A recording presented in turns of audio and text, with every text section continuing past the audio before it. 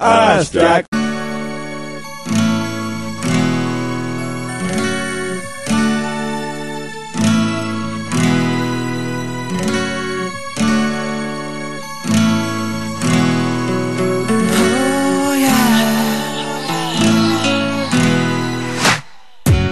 Med bussen, og jeg havde taget ruser med.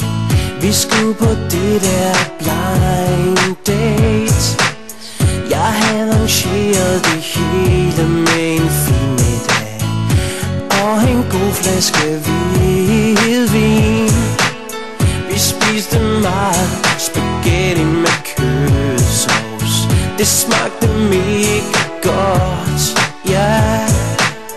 Det var romantisk, og vi spiste ligesom hundene i den der tegnefilm, ja.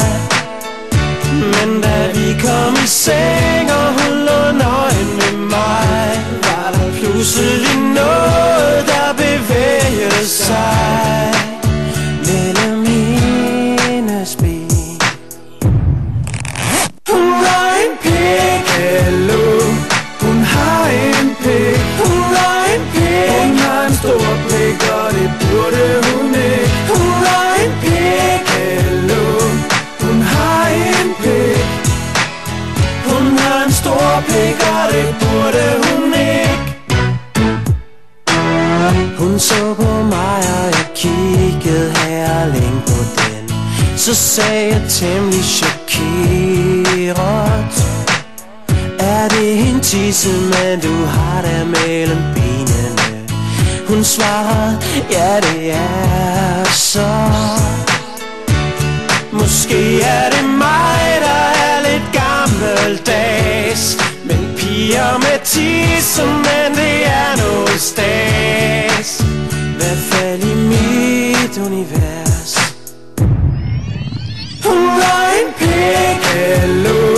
Hun har en pæk, hun har en pæk. Hun har en stor pæk, og det burde hun ikke. Hun har en pæk, hallo. Hun har en pæk. Hun har en stor pæk, og det burde hun ikke. Pludselig så sagde hun: jeg er jo hermafrodit.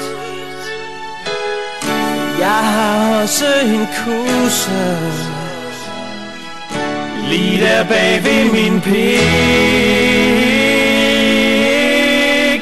Hun har en kusse, ja tak, men også en pik. Hun har en pik, hun har en stor pik, og det burde hun ikke. Hun har en kusse, ja ja, men også en pik. Hun har en pik, hun har en stor pik, og det burde hun ikke.